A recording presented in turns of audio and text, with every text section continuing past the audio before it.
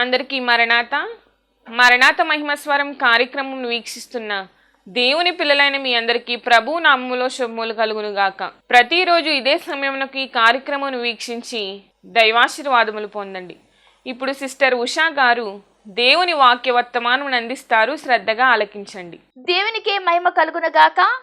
దేవుని నామమునకు స్తోత్రము. అందరికీ నా మరణాత వాక్యము చదువుకుందాము. యోహాను సువార్త 19వ అధ్యాయము 30వ వచనము. యేసు ఆ చిరక పుచ్చుకొని సమాప్తమైందని చెప్పి తల వంచి ఆత్మను అప్పగించెను. ప్రార్థన చేసుకుందామండి. అందరూ కళ్ళు మూసుకొనండి. సర్వోన్నతుడా, సర్వోపకారి, ఘనమైన దేవా, మీకు వందనాలు, స్తుతులు, స్తోత్రములు తండ్రి. నాయన, ఇంతవరకు మీరు ఎక్కల చాటున మమ్మల్ని కాచి కాపాడిన దేవా, మీకు వందనాలు, స్తోత్రాలు ప్రభువా తండ్రి. అయ్యా, మీ వాక్యం వివరించడానికి తండ్రి నాయన అలాడు ప్రభువా తండ్రి, శిలువ మీద మీరు పలికిన మాటను ప్రభువా తండ్రి, అయ్యా బిడ్డలైన వారికి ప్రభువా తండ్రి, నాకు తెలిసినటువంటి విషయాలు తెలియచేయడానికి ప్రభువా నిలువబడి ఉన్నాను తండ్రి. స్తుతులు, స్తోత్రాలు ప్రభువా. అయ్యా, మాట్లాడేది నేనైనా ప్రభువా తండ్రి, నా సొంత ఆత్మను మరుగు చేయండి తండ్రి. స్తోత్రములు ప్రభువా. మీరే స్వయముగా మాట్లాడండి తండ్రి నాయన. ఆనాడు ప్రభువా తండ్రి, అయ్యా మీరు ఏ ఉద్దేశముతో ఈ మాటను పలికి ఉన్నారో ప్రభువా, అటు ఉద్దేశమును ప్రభువా తండ్రి, అయ్యా బిడ్డలైన వారికి మీరు అందించమని అడుగుచూ ఉన్నాము తండ్రి. స్తుతులు, స్తోత్రాలు ప్రభువా. వినగలిగే మనస్సును ప్రభువా తండ్రి, గ్రహించగలిగేటువంటి ఆత్మను ప్రభువా అయ్యా ప్రతి బిడ్డకు మీరు దయచేసి మీరే మహిమ పొందుమని త్వరగా రానయ్యని యేసు నామములో అడిగి వేడుకొంచున్నాము తండ్రి. ఆమేన్. ఎవరైనా చనిపోతున్న సమయము అంటే చివరి సమయంలో వాళ్ళు చెప్పే మాటల కొరకు ఎదురు చూస్తూ ఉంటారండి. అంటే వారు చివరి సమయంలో ఏ మాటలు చెబుతారు, ఆ మాటలు మేము వినాలి అనే ఆశ కలిగి మన బంధువులైన వారి వద్ద ఏం చేస్తారండి, కూర్చొని ఉంటారు. అంటే వారు చెప్పిన ఆ మాటలు మర్చిపోరిక వారి జీవిత కాలమంతా కూడా మా బంధువులు ఇలా మాట్లాడారు, చివరగా ఈ మాట చెప్పారు అని చెప్పి దాన్ని మన్నం చేసుకుంటూనే ఉంటారు. మరి ఈ లోకంలో ఉన్నటువంటి ఈ బంధత్వాలకే మనమంత విలువ ఇస్తూ ఉంటుంటే, నీ కోసము నా కోసము శిలువ యాగములో బలి అయినటువంటి యేసయ్య తన రక్తాన్ని మన కోసము ధారబోసినటువంటి దేవాది దేవుడు శిలువపై వేలాడుతూ పలికిన మాటలు ఎంతో ఆలోచన చెయ్యాలి. మనము ఎంతగానో ధ్యానము చేయాలి, ఎంతగానో మన్నం చేసుకుంటూ ఉండాలి. ఎందుకంటే ఆయన ఈ లోకంలో 33.5 సంవత్సరములు జీవించి సుమారు ఆ సమయమున శిలువ యాగములో శిలువ మీద ఉండి పలుకుతూ ఉన్నటువంటి అమూల్యమైన మాటలు 7 ఉన్నాయి. వాటిలో 6వ మాట సమాప్తమైనది అనేటువంటి మాటని ఈరోజు మనం ధ్యానము చేద్దాము. ఒకసారి మనం దీని గురించి వివరించుకుందాము. యేసుక్రీస్తు ప్రభువారు తన జీవిత యాత్రను గురించి, అలాగే తాను అర్పిస్తున్నటువంటి బలియాగాన్ని గురించి, అలాగే తాను నెరవేర్చిన రక్షణ సంకల్పాన్ని గురించి తన తండ్రికి నివేదనిస్తూ ఉన్నారండి. తన తండ్రికి తెలియజేస్తూ ఉన్నారు. సమాప్తమైనదనే మాట అంటే తన తండ్రికి తెలియజేస్తున్నటువంటి విధానం అది.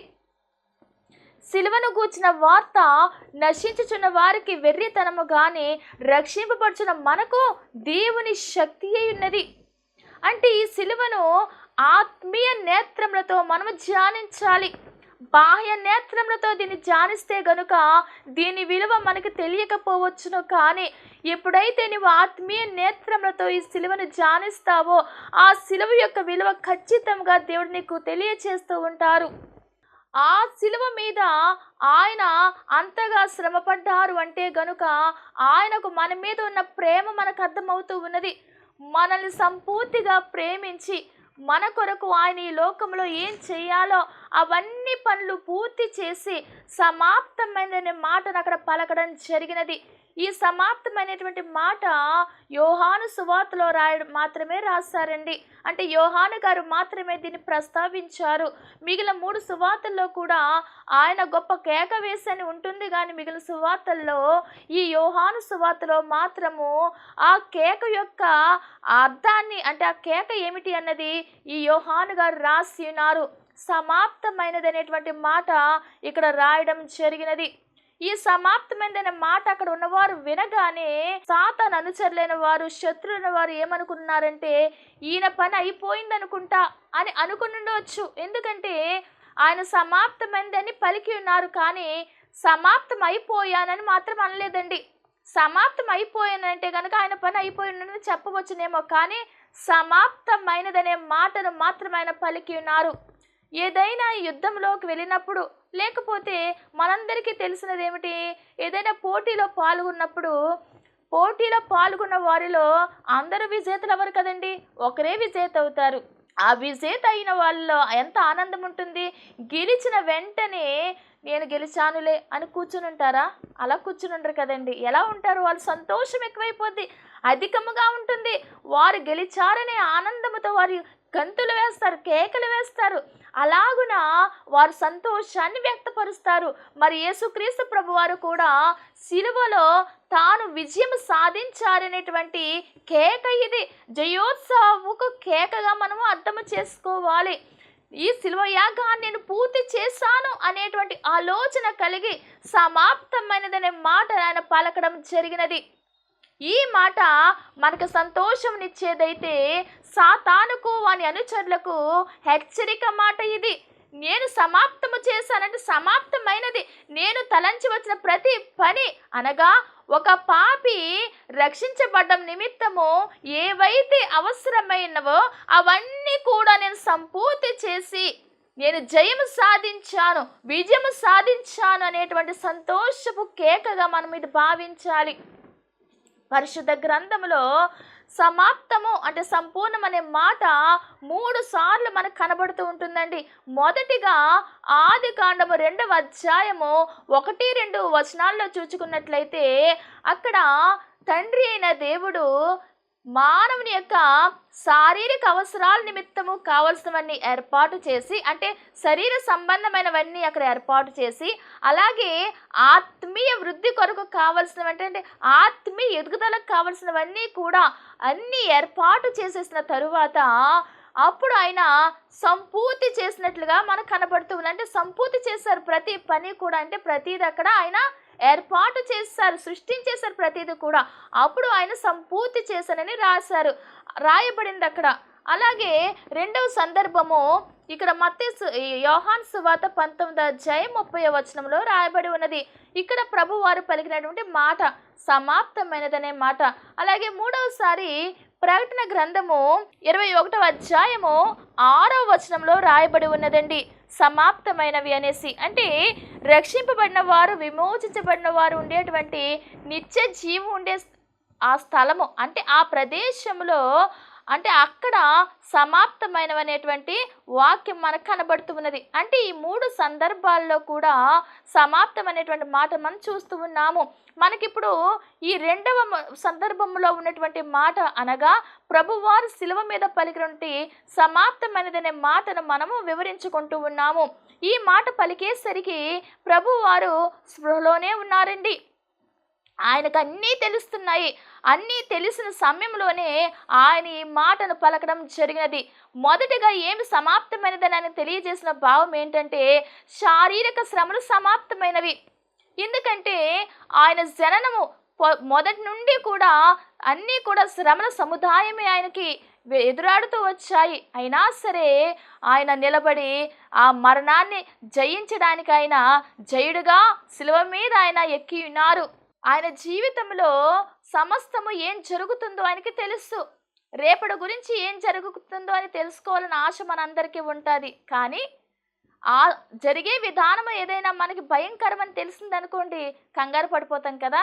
చెడ్డకాలు ఏదైనా వచ్చిందనుకోండి మనకి రాత్రి, అప్పుడు మన పరిస్థితి ఎలా ఉంటుంది? ఎంత కంగారు పడిపోతామో, భయపడిపోతామా లేదండి? మరి అలాగన మన పరిస్థితి ఉంటుంది. కానీ ప్రభు వారికి సమస్తము తెలుసు. రేపు రోజు ఏం జరుగుతుందో తెలుసు. ఈ సమయమున ఎలాగున ఉంటుందో ఆయనకి తెలుసు. ఆయనకు ప్రతిదీ ఎరిగి ఉన్నవారై ఉన్నారు. అందుకే మత్తయి సువార్త 16వ అధ్యాయము 21వ వచనంలో ఆయన చెబుతూ ఉన్నారు. ఆయన ఎలా శ్రమ పడతారో ప్రతిదీ కూడా అక్కడ శిష్యులకు తెలియజేస్తూ ఉన్నారండి. అప్పటి నుండి తాను యెరూషలేమునకు వెళ్ళి పెద్దల చేతను, ప్రధాన యాజకుల చేతను, శాస్త్రుల చేతను అనేక హింసలు పొంది చంపబడి 3వ దినమున లేచుట అగత్యమని యేసు తన శిష్యులకు తెలియచేయ మొదలు పెట్టగా, అంటే ప్రభువుకు ముందుగానే తెలుసు ఎలాగునా పెద్దల చేత, ప్రధాన యాజకుల చేతను శాస్త్రుల చేతను అనేక హింసలు పొందుతారని. అంటే ఇవన్నీ కూడా ఆయనకు ముందుగానే ఎరిగి ఉన్నారు. ఎంతగా శ్రమ పొందుతారని ఆయనకు తెలుసు కాబట్టి అక్కడ శిష్యులైన వారికి తెలియజేస్తూ ఉన్నారండి. ఎంతగా ఆయనకు తెలిసినా కూడా ఆయన భయపడలేదండి. ఎలాగున హింసిస్తారో తెలుసు, ఎన్ని కొరడా దెబ్బలు కొడతారో తెలుసు, ఎంతగా గేలి చేస్తారో తెలుసు ఆయనకి. ఇవన్నీ తెలిసినా కూడా ఆయన మాత్రము ఆ శ్రమలకు ఎదురెళ్ళారే కానీ నేను భరించలేను ఈ శ్రమనని మాత్రం ఆయన నోట రాలేదండి. సమయాలు తెలుసు, ఏ సమయంలో ఆయన్ను అలా బంధిస్తారో కూడా ఆయనకి తెలుసు. ప్రతిదీ ఆయన ఎరిగిన వారై ఉన్నారు. ఆ సమయం రాగానే వారు ఎంతగా హింసిస్తారో కూడా ప్రభువారు ఎరిగి ఉన్నారు. కానా విందులో ద్రాక్షరసం అయిపోయినప్పుడు తల్లి వచ్చి చెప్తుంది, అయ్యా ద్రాక్షరసం అయిపోయిందంటే అమ్మా నా సమయం ఇంకా రాలేదన్నారు. ఆయన సమయం రాగానే ఆయన కార్యము చేసి ఉన్నారు. అక్కడ చక్కని ద్రాక్షారసం అక్కడ ఏర్పాటైపోయినది. అంటే నీటిని ద్రాక్షారసముగా దేవుడు మార్చిన గొప్ప మహిమ అక్కడ కనబడుతూ ఉన్నది. అలాగే నికోదెముతో అంటారండి, యోహాను సువార్త 3వ అధ్యాయము 14-15 వచనాల్లో, అరణ్యములో మోషే సర్పమును ఎలాగూ ఎత్తెనో అలాగే విశ్వసించు ప్రతి వాడును నశింపక ఆయన ద్వారా నిత్య జీవం పొందినట్లు మనుష్య కుమారుడు పైకెత్తబడవలెను. అంటే అరణ్యంలో మోషే ఎలా సర్పాన్ని పైకెత్తి ఉన్నాడో అలాగున మనుష్య కుమారుడు పైకెత్తబడాలంటే శిలువ మీద అలా ఎత్తబడతారు అని ఆయన ముందుగానే ఎరిగి ఉన్నారు. ఆ సమయం రాగానే వచ్చింది. లేత మొక్క వలె ఉన్నట్టు పెరిగిన యేసును బంధించారండి. 22వ కీర్తన 12-13 వచనాల్లో మనం చూసినట్లయితే, వృషభములు అనేకములను చుట్టుకొని ఉన్నవి, బాషాను దేశపు బలమైన వృషభములు నన్ను ఆవరించి ఉన్నవి. చీల్చుచును గర్జించుచుండు సింహము వలె వారు నోళ్లు తెరుచుచున్నారు. నేను నీళ్ల వలె పారబోయబడి ఉన్నాను, నా ఎముకల నీయు స్థానము తప్పి ఉన్నవి. అంటే ఇక్కడ ముందు 12-13 వచనాల్లో మనం చూసినట్లయితే వాళ్ళందరూ కూడా ఎలాగున తిరుగుబాటు చేస్తారో అని ఇక్కడ రాయబడి ఉన్నదండి. అలాగే కదా అందరూ కర్కశంగా ఆయన మీద పడ్డారు కదండి, దుర్మార్గుల్లా ప్రవర్తించారు. ఆయన పట్టుకొని ఎంతగా వేదన చేశారు ఒక్కసారి మనం ధ్యానం చేసుకుంటే గనుక భయంకరమైన శ్రమ ఆయన అనుభవించి ఉన్నారండి. అరచేతులతో కొట్టారు ప్రభువు వారిని. ఏ పాపము ఎరిగిన దేవుడు, ఏ దోషము చేయన యేసయ్య నీ కొరకు నా కొరకు భయంకరమైన శ్రమ అనుభవిస్తున్న సమయము 39 కొరడా దెబ్బలు ప్రభు వారిని కొట్టినారు. ఒక్కొక్క కొరడా దెబ్బ కొట్టుచూ ఉంటుంటే ఆ కొరడా ఆయన శరీరం మీదకి వెళ్ళినప్పుడు మాంసము ముద్దగా వచ్చి పడేది, అలా గీసుకుంటూ వచ్చి పడేది మాంసం. అలాగున భయంకరమైన కొరడా దెబ్బలు పొంది ఉన్నారు. నీ కాలిలో ముళ్ళు గుచ్చుకుంటేనే ఎంతో వేదన పడిపోతావే. ఆయన శిరస్సు మీద ముండ్ల కిరీటము ఒక్క మారు కాదు 3 మారు దిగగొట్టారు. తలలో నుంచి రక్తము కారుతూ ఉన్నది. చేతులలో మేకులు కొట్టి ఉన్నారు, కాళ్ళలో మేకులు కొట్టి ఉన్నారు, సిలువకు దిగగొట్టి ఉన్నారు. చేతుల్లోంచి రక్తము, కాళ్ళలో నుంచి రక్తము, శిరస్సు నుండి రక్తం అలా కారుతూ ఉన్నది ప్రభువు వారి మీద. భయంకరమైన శ్రమ. ఆయన శ్రమను వర్ణించడానికి మనకి మాటలు రావు. ఆయన శ్రమను చూస్తే కానీ ఆ శ్రమ మనకి అర్థము కాదు. ఆత్మీయ నేత్రముతో నీవు చూచుచున్నావా?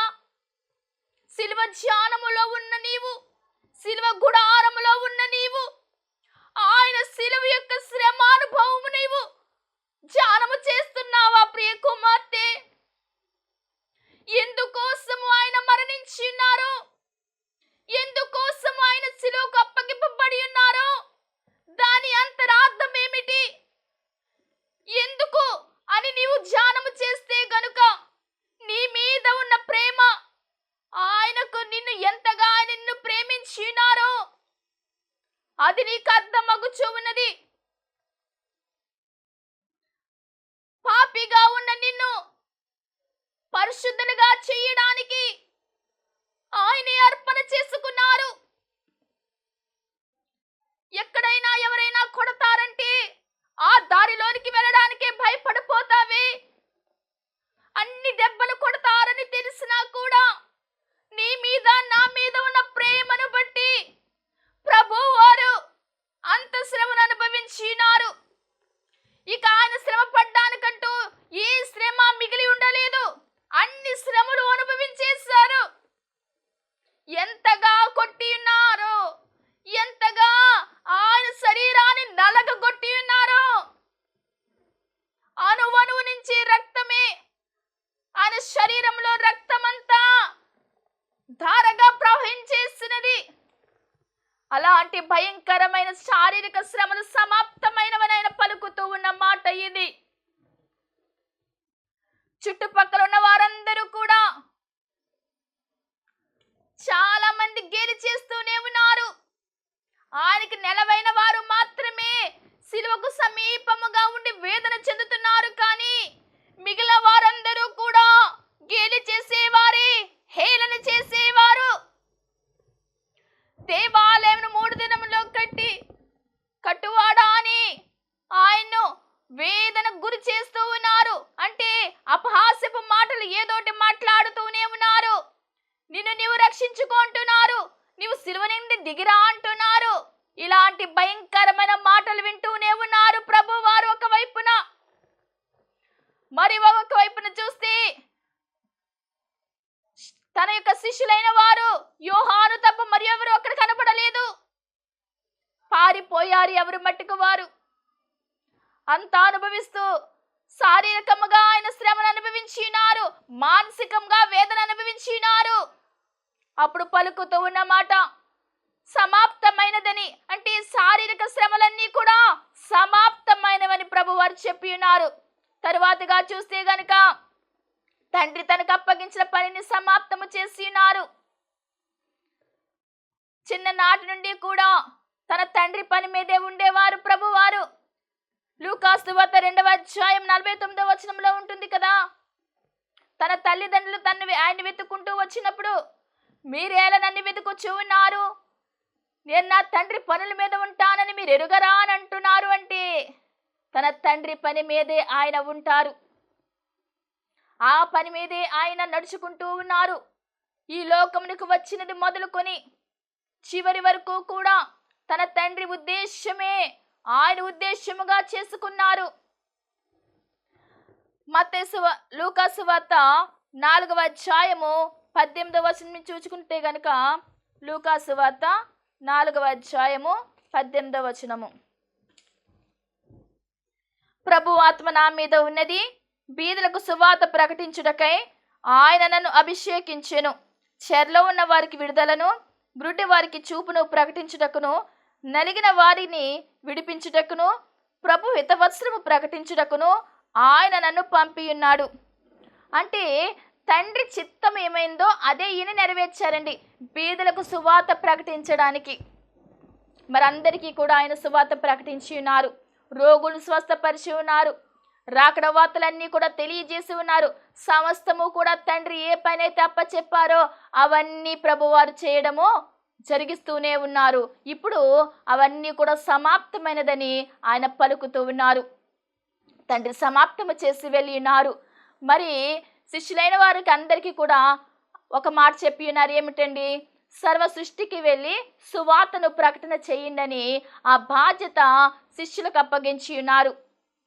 ఇప్పుడు ఈ మాట వింటున్న నీవు చేయాల్సిన పని ఏమిటంటే, ఆయన శిష్యులకు అప్పగించిన పనిని మనము చేపట్టి అనేక మందికి ఆయన గురించి తెలియచేయాల్సిన వారమై ఉన్నాము.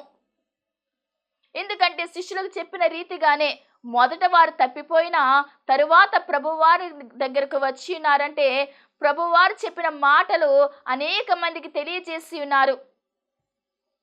అనేక మందిని క్రీస్తు వైపుకి నడిపించి ఉన్నారు. అలాగున వారు ప్రభు మాటను స్వీకరించి ఎలాగైతే అనేక మందిని దేవుని వైపు నడిపించి ఉన్నారో, ఈ మాటను స్వీకరించి మనమును కూడా అనేక మందిని దేవుని వైపు నడిపించాల్సిన వారమై ఉన్నాము. ఎలాగైతే ప్రభు వారు సిలువ మీద తండ్రి చిత్తాన్ని సంపూర్తి చేసి, తండ్రి ఉద్దేశాన్ని పూర్తి చేసి సమాప్తమైందని పలికి ఉన్నారో, అలాగుననే ప్రభువారు మనకు అప్పగించిన పనిని కూడా మనం పూర్తి చేయాల్సిన బాధ్యత మనకి ఉన్నది. అలాగే తర్వాతగా చూస్తే ధర్మశాస్త్రాన్ని నెరవేర్చడం సమాప్తమైనది. ధర్మశాస్త్రము మోషే ద్వారా మనకిచ్చినటువంటి చట్టము. ధర్మశాస్త్రం అనేది మోషే ద్వారా మనకు అనుగ్రహించారు దేవుడు. కృపా సత్యములు క్రీస్తులో కలిగాయి. ప్రభువారు అంటారు కదా, ధర్మశాస్త్రాన్ని నెరవేర్చడానికి వచ్చాను కానీ కొట్టివేయడానికి నేను రాలేదంటున్నారండి. అంటే ప్రతిదీ కూడా ధర్మశాస్త్రానుసారంగానే దేవుడు జీవిస్తూ వచ్చారు, దాన్ని నెరవేర్చుకుంటూనే వెళ్ళి ఉన్నారు. అందుకే అంటున్నారు ధర్మశాస్త్రాన్ని నెరవేర్చడము సమాప్తమైనదనే మాటను మనం అర్థం చేసుకోవాలి. అలాగే సమాప్తమైనదనే మాటలో మరి ఒక అంతరార్థం ఏమిటంటే పాప పరిహారార్థ బలి సమాప్తమైనది. పాపము దేవుణ్ణి ఇద్దరి మధ్య ఉన్నటువంటి బంధాన్ని వేరు చేసేసిందండి. అంటే ఎప్పుడైతే ఆదాము అవ్వముల సమయంలో తినవద్దన్న పండు తిన్నారో అప్పటి నుండి కూడా వారు తోటలోంచి గెంటి వేయబడ్డారు. దేవునికి వారికి మధ్య ఉన్నటువంటి సత్సంబంధం అక్కడి నుంచి తెగిపోయినది. అంటే అప్పుడు ఉన్న రీతిగా వారు ఉండడానికి అవకాశం లేదు కదా. ఇప్పుడు ఈ ప్రభు వారు లోక పాపములన్నీ కూడా ఆయన మీద వేసుకొని ఆయన బలి అయ్యి పాప పరిహారార్థ బలిగా తన్ను తాను అప్పగించుకున్నారు. హెబ్రీలకు రాసిన పత్రిక 9వ అధ్యాయము 28వ వచనంలో చూసినట్లయితే, అలాగుననే క్రీస్తు కూడా అనేకుల పాపములను భరించుటకు ఒక్కసారి అర్పింపబడి తన కొరకు కనిపెట్టుకుని వారి రక్షణ నిమిత్తము పాపము లేకుండా రెండవసారి ప్రత్యక్షమగును. అంటే అనేకుల పాపాలన్నీ కూడా ఆయనే భరించారు, ఆయనే తన్ను తాను అర్పించుకున్నారు. అందుకే ఈ హెబ్రీలకు రాసిన పత్రిక 10వ అధ్యాయము 4వ వచనంలో ఉంటుంది, ఏలియనగా ఎడ్ల యొక్కయు మేకల యొక్కయు రక్తము పాపములను తీసివేయట అసాధ్యము. అంటే ఎడ్లు మేకలు ఈ రక్తము పాపాన్ని తీసివేయడం అసాధ్యము. కానీ ఎవరి రక్తము పాపాన్ని తీసివేసిందంటే ఈ 10వ అధ్యాయం 10వ వచనంలో యేసుక్రీస్తు యొక్క శరీరము ఒక్కసారి అర్పింపబడ్డ చేత ఆ చిత్తమును బట్టి మనము పరిశుద్ధపరచబడి ఉన్నాము. అంటే ఆయన శరీర రక్తము ద్వారానే మనము పరిశుద్ధపరచబడి ఉన్నాము. కాబట్టి పాప పరిహారార్థ బలి సమాప్తమైనది. అలాగే ఆయన ఈ లోకానికి వచ్చిన ఉద్దేశము సమాప్తమైనది. ఎందుకోసం వచ్చినారంటే గొర్రెల కొరకు ప్రాణం పెట్టడానికి ఆయన ఈ లోకానికి వచ్చినారు. గోధుమ గింజ భూమిలో పడి చావకుండిన ఎడల అది ఎలా ఫలిస్తుంది? అది చచ్చిన ఎడల అది బహుగా ఫలించునన్న రీతిగా ఆయన ఈ లోకంలో రావడం జరిగినది. వచ్చిన పనిని ఆయన తుదముట్టించడం జరిగినది. అందుకే నన్ను పంపిన వారి చిత్తం నెరవేర్చుటయే నాకు నిజమైన ఆహారమైనదని ప్రభువారు చెప్పి ఉన్నారు. అంటే ఆయన ఈ లోకానికి వచ్చిన ఉద్దేశం ఏమిటి అంటే తన తండ్రి చిత్తము ప్రతీదీ కూడా నెరవేర్చడానికని ఈ లోకానికి వచ్చి ఉన్నారని జ్ఞాపకము చేసుకుంటూ ఉండాలి. అలాగే లేఖనాల నెరవేర్పు సమాప్తమైనది. అలాగే పాపపు రుణము కొట్టివేశారు ఆయన సిలువలో, అది సమాప్తమైనది. దేవునికి మనిషికి మధ్య ఉన్న గోడ తొలగింపు కూడా ఆయన తీసివేశారండి. ఎప్పుడైతే మానవునికి దేవునికి మధ్యవర్తిగా యేసుక్రీస్తు ప్రభువారు వచ్చి ఉన్నారు, దేవుడొక్కడే నరునికి దేవునికి మధ్యవర్తి ఒక్కడే, ఆయన యేసుక్రీస్తును నరుడొక్కడే అన్న రీతిగా తండ్రికి మనకి మధ్య ఉన్నటువంటి అడ్డుగోడను ఆయన తీసివేసి ఉన్నారు. అలాగుననే సాతానుపై యుద్ధము సమాప్తమైనది. ఈ అన్ని రకాల ఆలోచనలను బట్టి ఆయన ఒక్కసారిగా సమాప్తమైనదనే మాటను పలికి ఉన్నారు. కాబట్టి ఈ మాటను ధ్యానం చేస్తున్న మనమందరము కూడా ఆయన ఏ రకముగా ఈ లోకంలో తన పనిని తుదముట్టించి ఉన్నారో అలాగున మనము కూడా ఏ పనైతే దేవుడు మనకు అప్పగించి ఉన్నారో, ఏ బాధ్యత దేవుడు నీపై నాపై పెట్టి ఉన్నారో ఆ బాధ్యతను మనం అనుసరిస్తూ ఆ చొప్పున మనం జీవిస్తే గనుక, ఆ చొప్పున మనం నడిస్తే గనుక దేవుడు ఆయన మనలందరినీ కూడా ఆశీర్వదించేవారై ఉన్నారు. నిత్య జీవములో మనల్ని ప్రవేశపెట్టడానికి ఆయన ద్వారాలు తెరవనయ్యున్నారు. కాబట్టి నేనే మార్గమును సత్యమును జీవమును అంటున్నారు కాబట్టి నిత్య జీవానికి మార్గము యేసే అని మనం ఎరిగి ఉన్నాము కనుక ఆయన ఏదైతే మనకి తెలియచేశారో ఆ చొప్పున మనం నడుస్తూ ఉందాము. ఆయన ఇచ్చే దీవెన భాగ్యాలన్నీ పొందుకుందాము. దేవుడట్టి ధన్యత దీవెన మనందరికీ దయచేసి ఆయన రెండవ రాకడ సిద్ధపరచును గాక. ఆమేన్. సర్వోన్నతుడా, పరిశుద్ధుడైన దేవా, మీకు వందనాలు, స్తుతులు, స్తోత్రాలు చెల్లించున్నాము తండ్రి. అయ్యా, సిలువలో మీరు పలికిన మాటలు ప్రభువా తండ్రి ఎంతో అమూల్యమైనవి ప్రభువా. స్తుతులు, స్తోత్రాలు తండ్రి. ఒక్కొక్క మాట వివరించడానికి ప్రభువా తండ్రి మా జ్ఞానం సరిపోదు ప్రభువా. స్తుతులు, స్తోత్రాలు తండ్రి. నాయన అయ్యా, ఈ సిలువ యొక్క ప్రభువా అంతరార్థం మేము గ్రహించి తండ్రి నాయన అయ్యా, మీరు ప్రభువా తండ్రి మా పాపములన్నీ మీ మీద వేసుకొని ప్రభువా తండ్రి ఎట్టి రీతిగా బలి అయ్యి ప్రభువా తండ్రి మమ్మల్ని పరిశుద్ధపరిచారో ప్రభువా, అట్టి స్థితిని మేము గుర్తిరిగే భాగ్యము ప్రభువా మా ఎల్లరికూ దయచేయమని అడుగుచూ ఉన్నాము తండ్రి. మీకు వందనాలు, స్తుతులు, స్తోత్రాలు ప్రభువా. మేము ఎలాగున జీవించాలని మీరు కోరుకుంటున్నారో తండ్రి అయ్యా, మేము ఎలాగున ప్రభువా తండ్రి నాయన అయ్యా మీ కొరకు ప్రకటించాలని మీరు ఉద్దేశిస్తున్నారో తండ్రి అట్టి జీవితాలు మా ఎల్లరికి దయచేసి మీరే మహిమ ఘనత కీర్తి ప్రభావం పొందుమని త్వరగా రానేని యేసు నామములో అడిగి వేడుకుంటున్నాము తండ్రి. ఆమేన్. అందరికీ నా మరణాత అండి. దేవునికి స్తోత్రం. అందరికీ వందన మరణాత తెలియజేస్తున్నాను. మరణాత మహిమస్వరం అనే ఆధ్యాత్మిక కార్యక్రమాన్ని వీక్షిస్తున్న మీ అందరికీ కూడా మరొక పర్యాయము ప్రభు పేర వందన మరణాత తెలియజేస్తూ ఉన్నాను. మరి ఈ కార్యక్రమము ఎంతో ఆశీర్వాదంగా ఉందని, ఈ కార్యక్రమం ద్వారా ఎన్నో మేలు పొందుకున్నామని మరి మీరు అందరూ కూడా ఫోన్ కాల్ చేస్తూ ఉన్నారు. చాలా సంతోషము. ఎన్నో అద్భుత ఆశ్చర్యకార్యాలు దేవాదేవుడు ఈ కార్యక్రమం ద్వారా జరిగిస్తూ ఉన్నారు. దేవుని నామమునికి మహిమ కలుగునుగాక. మరి మీరు చూస్తున్నటువంటి ఈ యొక్క షెడ్ గురించి గతంలో మీకు చెప్పడం జరిగింది. యజమానుడు మరి దీన్ని బేరం పెట్టారని చెప్పేసి దీన్ని తీసుకుంటే ఇక్కడ ఆరాధన జరుగుతుంది, లేకపోతే మనం బయటికి వెళ్ళాలనేటువంటి పరిస్థితిని మీకు చెప్పినందుకు చాలామంది మరి సహకరించారు. కొంతమంది మరి అమౌంట్ పంపించడం జరిగింది, అలాగే ప్రార్థన చేయడం జరిగింది. దేవుని మహాకృపను బట్టి పంపించినటువంటి కొంత అమౌంట్ మరి యజమానుడికి కట్టడం జరిగింది. ఇంకా చాలా అమౌంట్ మనము వారికి ఇవ్వాల్సి ఉంది. కనుక మరి ఈ కార్యక్రమాన్ని వీక్షిస్తున్నటువంటి మీకు ఎవరికైనా కనుక ప్రేరేపణ కలిగినట్లయితే కనుక మరి మీ వంతు సహకారాన్ని అందించండి. ఈ దేన సేవకునికి మీ యొక్క సహకారం అందించి ఈ సేవను మరి ముందుకు వెళ్ళేలాగా సహకరించవలసిందిగా ప్రభు పేరు తెలియజేస్తూ ఉన్నాను. మీకు ఎవరికైనా కనుక మరి ప్రేరేపణ కలిగినట్లయితే కనుక స్క్రీన్ మీద కనపడుతున్నటువంటి ఆ నెంబర్కి ఫోన్పే చేయండి, లేదా ఫోన్ చేసినట్లయితే కనుక నేనే స్వయంగా మాట్లాడతాను. మీ సహకారాన్ని అందించండి. ప్రభు పనిలో మీరు కూడా పాలి భాగస్తులు కావాల్సిందిగా ప్రభు పేరు తెలియజేస్తున్నాను. అందరికీ మరణాత.